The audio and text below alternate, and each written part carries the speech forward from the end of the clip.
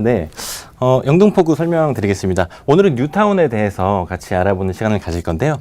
영등포는 영등포 뉴타운과 이제 신길 뉴타운 크게 두 가지가 지금 진행이 되고 있습니다. 그래서 영등포 뉴타운 같은 경우에는 여의도 바로 왼쪽에 위치하고 있는 그 입지적인 굉장히 좋은 입지를 갖고 있는 지역인데요. 면적으로 따지면 14만 제곱미터 정도의 면적을 가지고 있습니다. 반면에 신길 뉴타운은 주거 지역의 뉴타운으로서 이제 140만 제곱미터 정도의 큰 면적을 갖고 있습니다. 용도 지역 같은 경우는 이제 영등포 지역은 준주거 지역, 일반 상업 지역, 그리고 신길 같은 경우는 일반 주거 지역, 준주거 지역, 그리고 근린 상업 지역 이렇게 용도 지역이 갖춰져 있고요. 지구 지정은 2000년대 초반 둘 다 이제 지정이 됐고 사업 유형은 영등포 뉴타운 같은 경우에는 중심 지형으로 개발이 이루어질 예정이고요. 그리고 신길 뉴타운 같은 경우는 주거 지형으로 이제 개발이 이루어질 예정입니다. 자, 먼저 영등포 뉴타운을 조금 더 가까이 알아보겠습니다. 사업 방식은 이제 도시 환경 정비 사업입니다. 목표 연도는 2020년 목표로 했지만 아직까지는 개발이 꾸준히 이루어지고 있는 지역이기 때문에 앞으로 5년 이상 더 바라봐야 될 것 같습니다.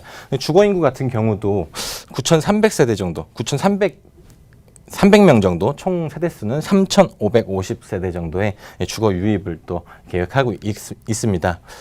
자, 영등포 뉴타운 같은 경우는 영등포 시장 일대를 굉장히 낙후된 지역의 어떤 개발, 시장과 함께 개발하는 그런 계획을 갖고 있습니다. 그래서 토지의 효율적인 이용과 기반 시설의 확충, 그리고 도시 기능 회복에 또 중점을 두고 있는 개발이고요. 그리고 영등포 지역은 2030 서울 도시 기본 계획이 또 잡혀 있기 때문에 이 3대 도심으로서의 기능 수행, 지역 발전을 위한 거점으로서의 역할을 또 담당하게 되겠습니다. 자, 그리고 보시면 여의도의 업무 수요를 또 유지해서 지역적으로 인접한 여의도의 업무 수요의 일부를 또 수용하고 그리고 신흥 업무 단지를 또 조성할 계획이고요. 그리고 시장 기능도 활성화시켜서 30년간 축적된 시장 기능을 유지하고 발전시켜 나가는 또 그런 계획도 잡고 있습니다. 자, 그리고 신개념 도시명 주거단지로 노후된 저층 주거지를 이제 고층의 이제 주거단지로 바꾸게 되는 그런 개발 계획들이 잡혀 있는 것을 알 수 있고요.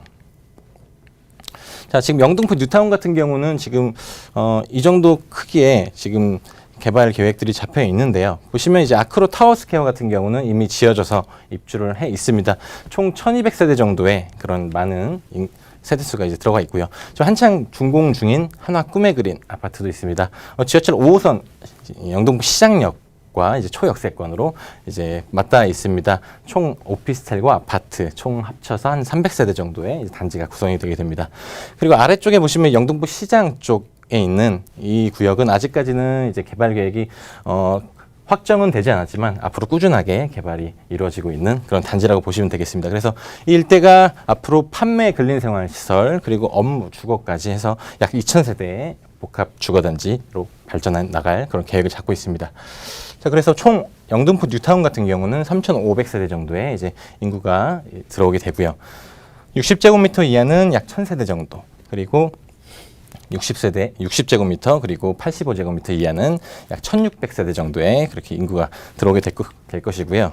85제곱미터 초과의 경우에는 91세대로 굉장히 낮은 퍼센테이지를 잡고 있습니다. 그래서 영등포 뉴타운 같은 경우는 아무래도 대형 평수가 조금 희소 가치가 좀 있지 않을까 이렇게 개인적으로 예상이 됩니다. 그리고 마지막으로는 이제 아크로 타워스퀘어 같은 경우는 호가가 12억 5천 정도로 형성이 되어 있기 때문에 10억 클럽에 들어간 영등포 지역의 어떤 뉴타운이라고 볼 수 있겠습니다.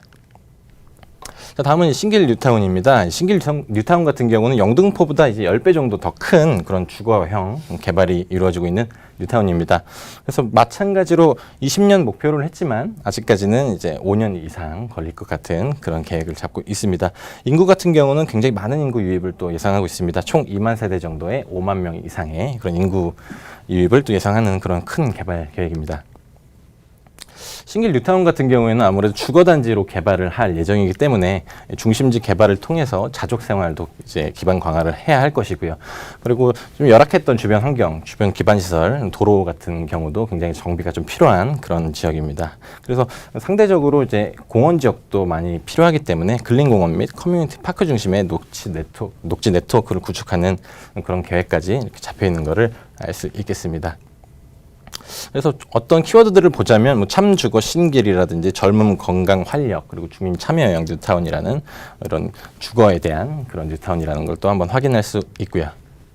자, 마찬가지로 이제 공공성, 문화복지, 커뮤니티 같은 이런 뉴타운의 어떤 주제, 어떤 목표라든지 이런 거를 또 알 수 있습니다. 그래서 이 신길 뉴타운 같은 경우는 앞으로 굉장히 반도 안 되는 그런 개발이 이루어져 있기 때문에 앞으로도 굉장히 발전해 나갈 그런 면적들이 많은데요.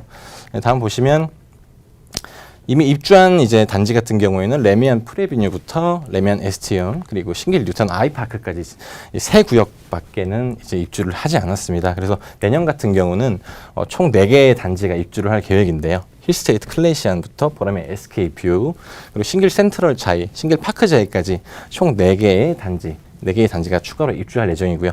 올해 7월 분양 예정입니다. 3구역 같은 경우는 이제 포스코 건설에 이제 32층 10개 동에 이제 799세대가 이제 분양을 할 예정입니다. 일반 분양분은 368세대 정도의 일반 분양분이 이제 계획이 있습니다. 그래서 여기 같은 경우도 가격적인 부분은 10억 클럭이 이미 넘었습니다. 레미안 에스티온 같은 경우는 호가 11억 정도에 지금 거래가 되고 있습니다.